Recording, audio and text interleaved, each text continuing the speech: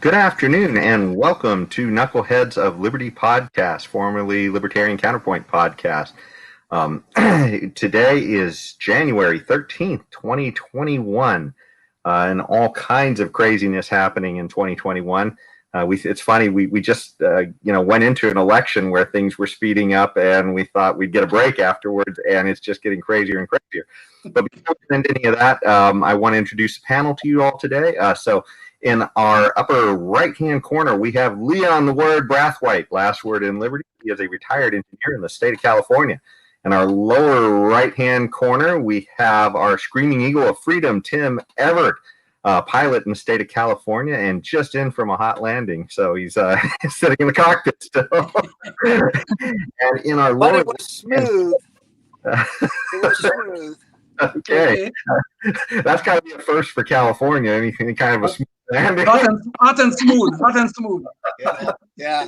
And I've had some teeth jarring landings myself, so plenty of that.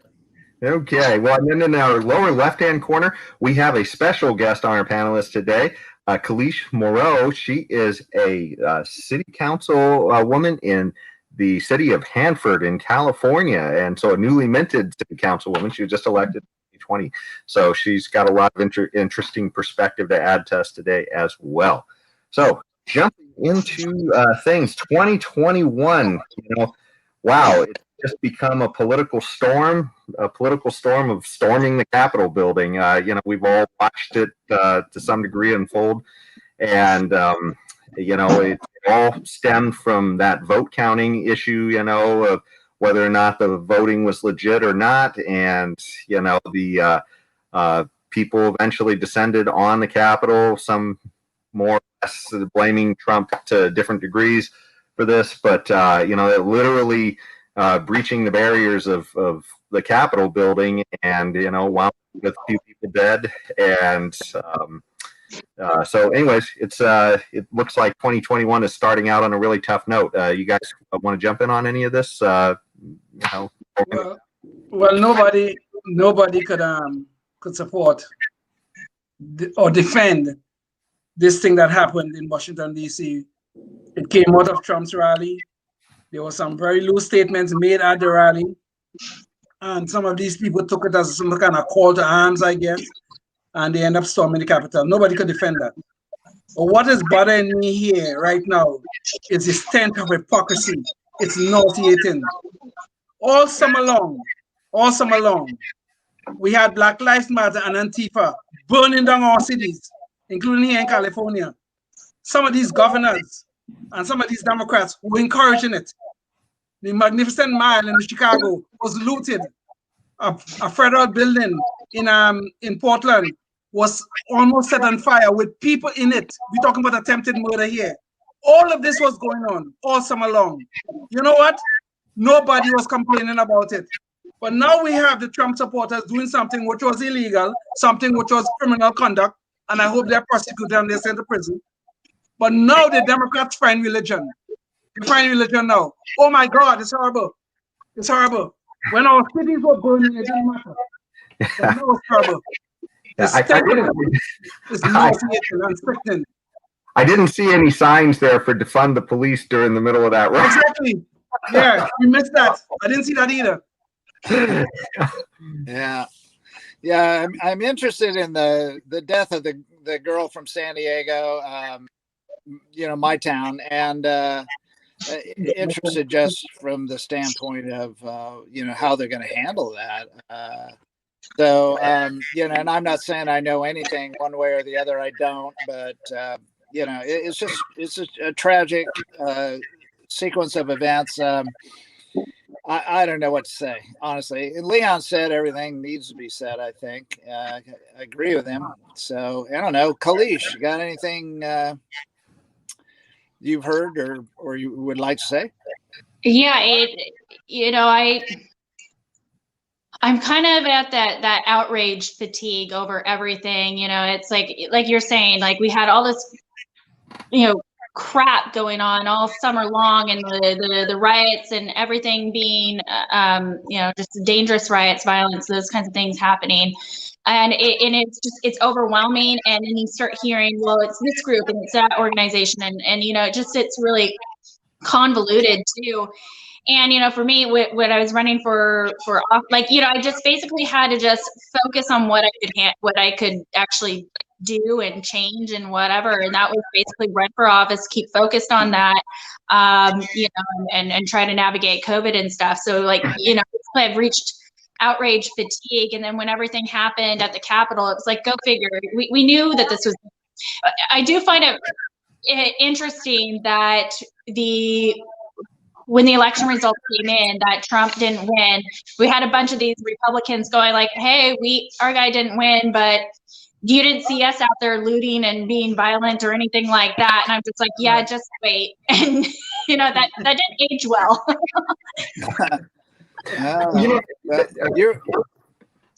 Go ahead, Tim. I was just going to say, Kalish was more prescient than I was, because I didn't expect this to happen. I was confident that if it continued on and it turned out that Donald Trump was the loser indeed, and that there wouldn't be any kind of this kind of thing going on from the Republican side. And unfortunately, I can't say that now. As Kalish has pointed out. That's all. Go ahead, Jason. But you see, there is a fringe element, to be honest. I mean, 99.9% of Donald Trump supporters are good, decent people, okay, and stuff like that. Yeah, as you guys know, I voted for him. Yeah. They are good, decent people. But there's a fringe element. I didn't hear that. Horrible. Yeah, the basket of the barbers. But there's a fringe element that runs around with the Trump campaign. And this is why I think Trump should have been a little more careful when they were speaking at that rally on last week, Wednesday. He should have been a little more careful. If you think about it, Rudy Giuliani got up and said, we have to have trial by combat. That is not a good thing to be saying at a rally where people are all worked up and all mad about the election results. I am mad at the election result, but I ain't going to storm no Capitol for nobody. Believe me, I ain't doing that. Okay?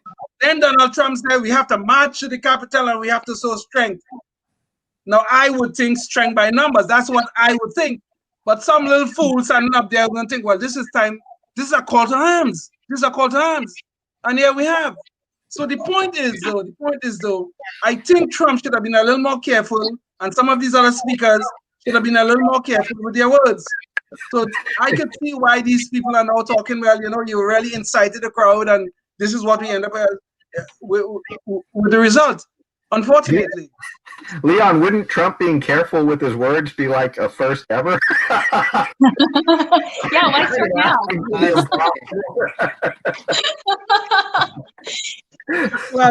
Well, Jason, come on. You know there's a first time to everything, right? So maybe this was the time for Trump to show his first time, all right? I think it's funny that, for the last 4 years, basically everybody, including Republicans, have been like, can somebody just take Twitter away from Trump? And it's like the last days they finally take Twitter away from Trump. Yeah, I know. They should have done that a long time ago. Yeah. Well, one of the things that you and I think, Kalish, you kind of mentioned it earlier, but I mean, kind of what happens when one side loses and, whether or not they riot and all that. As a libertarian or somebody who's kind of associated with libertarians for the last 8 or 12 years or so, I find it amazing that when we lose almost every single time, we didn't lose in Hanford this last year, but otherwise we lose almost every single time. I mean, if you vote libertarian, you get 1 or 2% of the vote, and then you watch somebody that you have a lot of reservations about going into office, and to peacefully go through this every year. But when one, you literally had this state of denial for the left for 4 years that he won, and even to the point of impeachment and everything else. And now that Trump has lost, suddenly it's a complete state of denial about going forward with things of leaving office to some degree. I mean, I guess he's going to leave office, but essentially claiming he's won by a landslide. Even if you were on his side on this, you've got to clearly say, okay, maybe somehow we somehow technically won, if there was some dishonesty there, but we didn't win by a landslide. There's absolutely, you have to be kind of delusional to think that. So but it's just odd, we sit here as libertarians, and maybe hopefully the rest of the world can learn a little bit about us, from us, of, managing to keep our heads together. But there were some libertarians, though, in that group that stormed the Capitol. And it's funny, you mentioned that woman from San Diego, Tim, and she was actually a registered libertarian and had been a military veteran as well. So, right. Yeah. Just to add on this landslide talk by Trump. Okay, fine. I don't know nothing about no landslide thing, okay? But I think there are enough questions in enough states for us to really question the results. Seriously. Yeah. I know that's not a popular point of view nowadays, because nowadays social media want to shut us down every time we say the so-called F word, I guess. Come on, for crying out loud. There's enough. I could sit down right here now and spend 5 minutes and show you guys some things that could be verified right now that raises serious questions. I could do that, but I won't take up the show to explain that. But there's some serious issues that should be investigated. Yeah. There was a time when John Adams, the second president, was a young attorney, and he represented a group of guys as the defendants in a trial. And they were very unpopular guys at the time in Boston. Sure. And he won their acquittal for crimes they were accused of. And so think about that. There's a lot of times when you're not going to be on the popular side, and right. You would be right to be on the unpopular side. So. Sure, indeed, good point, indeed. Well, speaking of popular and unpopular, that's we're getting in kind of dangerous territory now, where if you start voicing opinions that aren't popular, you kind of get canceled, and that's one of sort of seeing, like, there was several Republicans who were definitely standing by the point you were making, Leon, and now there is a push in Congress to, I think, have them removed by Cori Bush, I think, is the congressman. And so, regardless of, whether you agree with them or not, that's the whole point of politics. You have literally a whole party that you may disagree with from time to time, or individual members that you may disagree with, but then say, well, they are claiming that there was, illegitimacy in the election. We certainly heard a whole party claim that for the last 4 years. Exactly.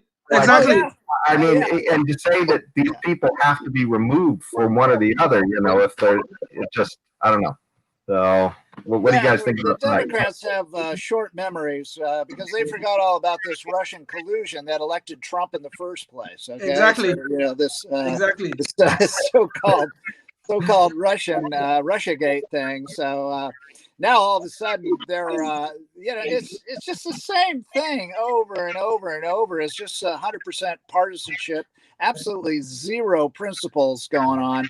It's just, is my guy going to beat your guy? Well, if not, then okay, let's find a way to cheat, to go around it.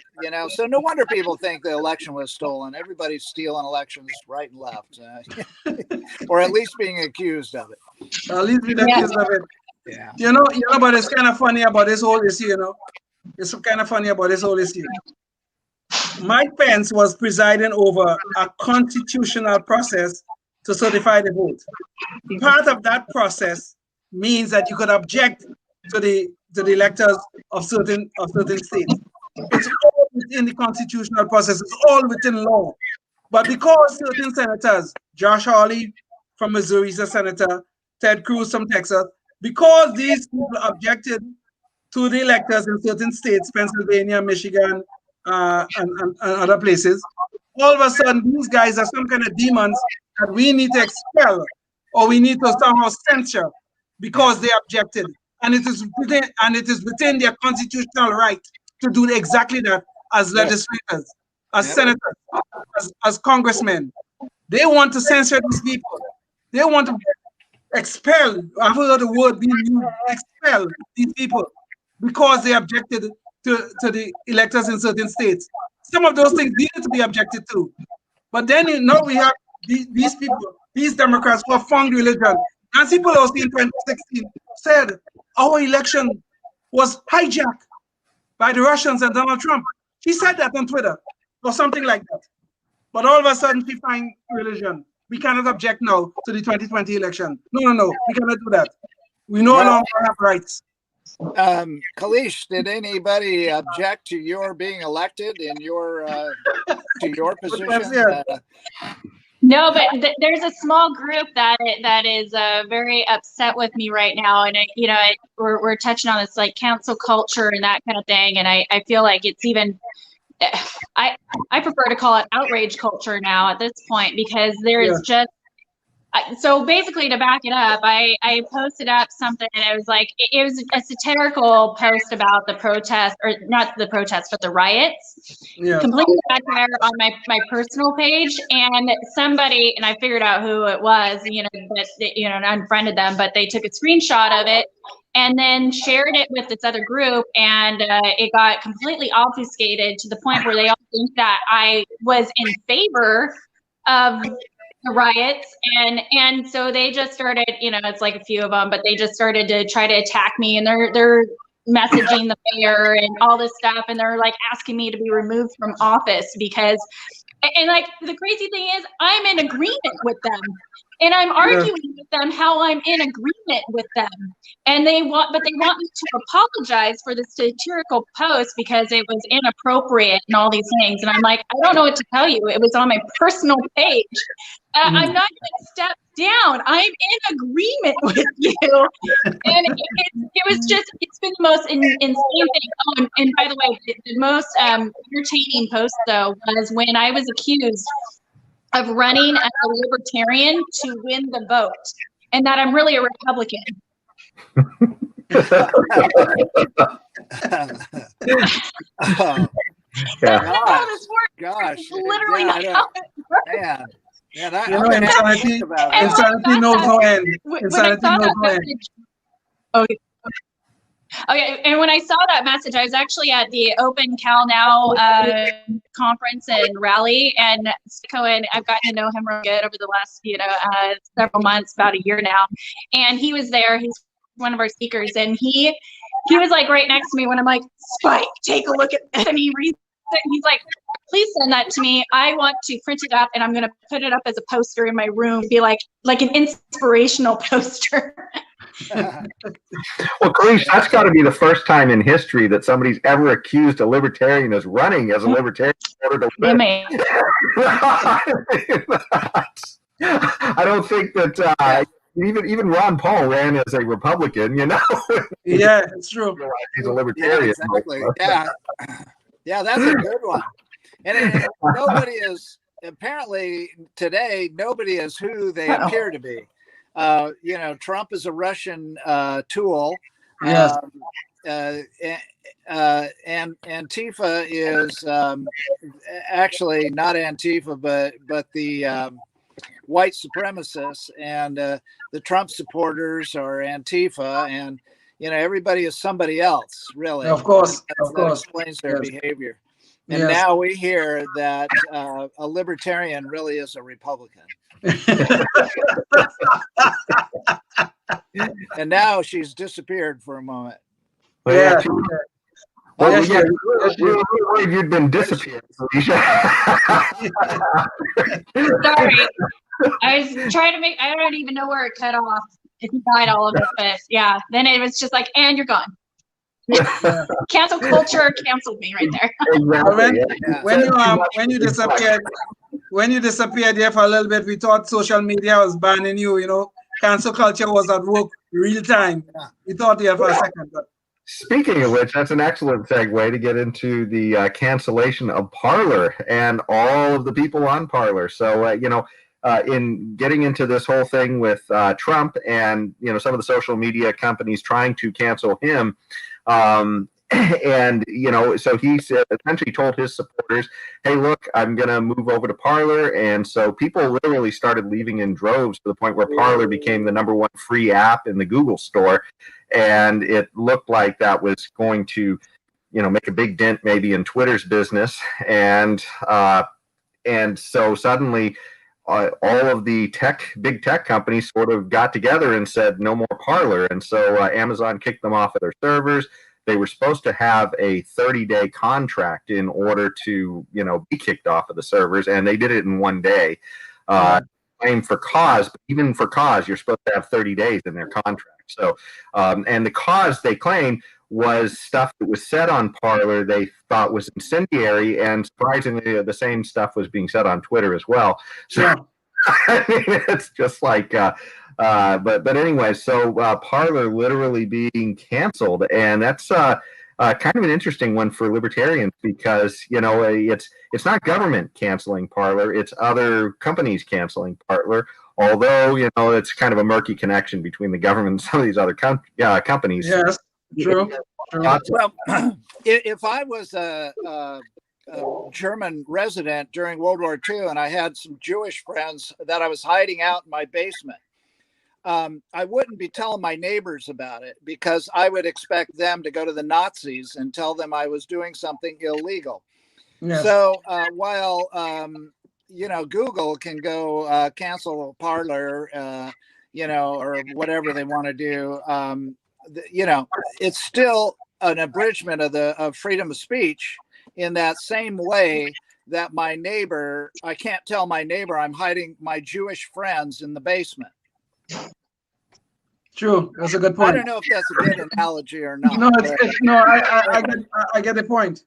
I threw it out there, and I don't know if it's going to stick or not. But anyway, how's that hit you? Is that a decent argument, or is it all wet? No, I think it is because there's a merger, somewhat of a merger between social media and the government, yes. Especially the democratic governments. So your point is irrelevant because there's solid connections that you can walk yourself back to and see right there between social media and the government.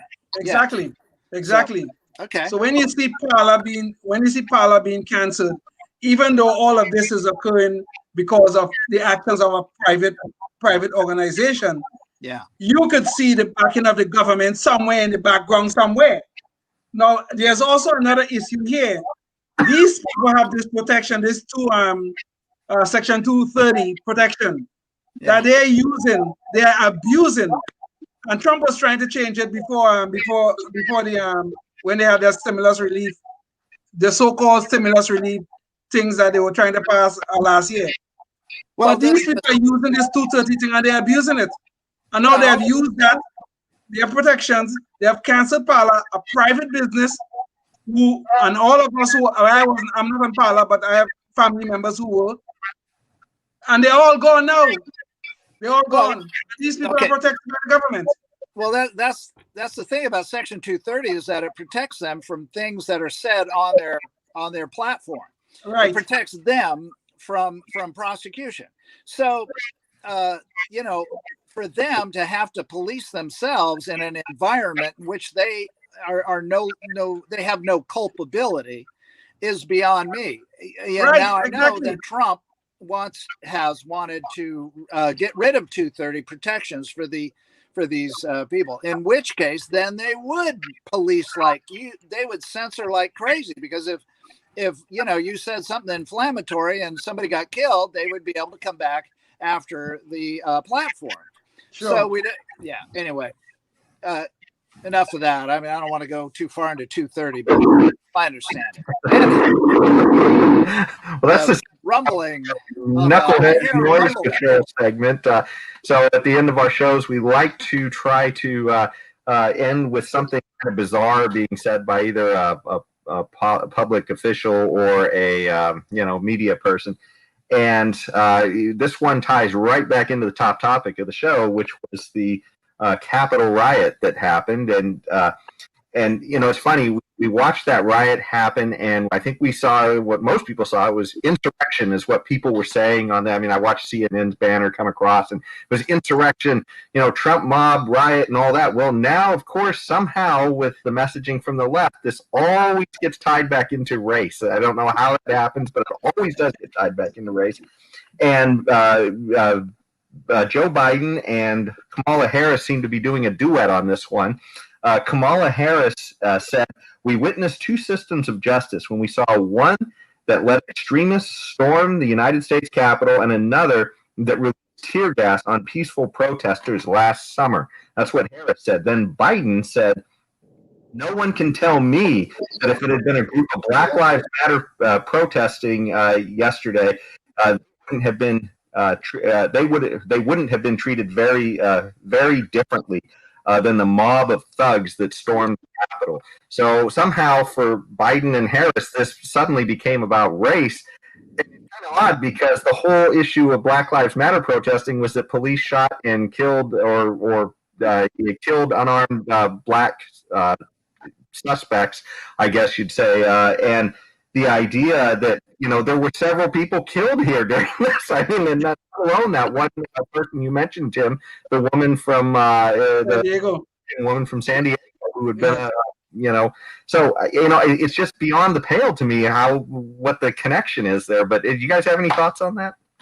All summer long, they've been telling us the big lie about those mostly peaceful protesters. Remember that? All summer long we heard that. Okay, they were mostly peaceful protesters. They were burning our cities, but they were mostly peaceful protesters. But now we have something here now that they could latch on to. Now that the big lie is being laid to waste, now that the Trump supporters have gone into the Capitol, now they come in and tell us we cannot talk the big lie now. We cannot say anything wrong about the elections. So this big lie have to continue. It always have to continue. Because it always comes back to race. The big lie. It always comes back to race. Every single time something goes wrong in our society, these white liberals always like to tell us, "Oh, it's about race. We're always trying to victimize poor me." This bullshit. Oh Lord.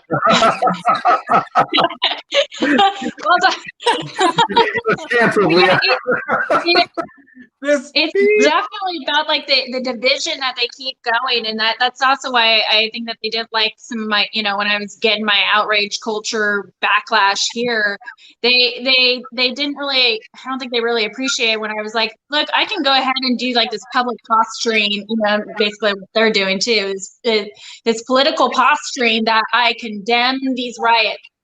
Of course I condemn these riots. I'm out there in my community doing everything that I can to help out. We're doing cleanups. I'm building houses with Habitat for Humanity, like making sure that we're doing donations to people who are affected by our wildfires and stuff. Like, do you think that I will automatically, like, I'm all in favor of the riots? No. But none of that stuff matters. I have to make take a political position on it and actually voice I condemn riots and stuff. And I'm like, how about like we just stop focusing so much on the division and try to like talk about our humanity and like start to unite ourselves and stop finger pointing. Yes. It's really infuriating. Yes, we belong to one race, the human race, and we should stop having to bow down to these people who will always try to tell us what lawlessness we should accept and what we should not accept. Right. Yes. Well, and that's an excellent point to end the show on. We've come to the end of our time, and thank you all so much for joining us again for our listeners, and thank you, Kalish, for joining us as well on the show. This was a lot of fun, and hopefully, maybe in future shows you might want to guest again at some point. But but thanks so much. And it would be interesting too to hear about your experience in politics after you've been in city council for a year or so. Yes. Wow. Yeah. Absolutely. Yeah, but thanks again so much, everybody, and we look forward to you tuning into our shows. You can catch them at libertariancounterpoint.com and Facebook at Libertarian Counterpoint, and we'll see you at the next one. Thank you. All right. Toodaloo. Bye-bye.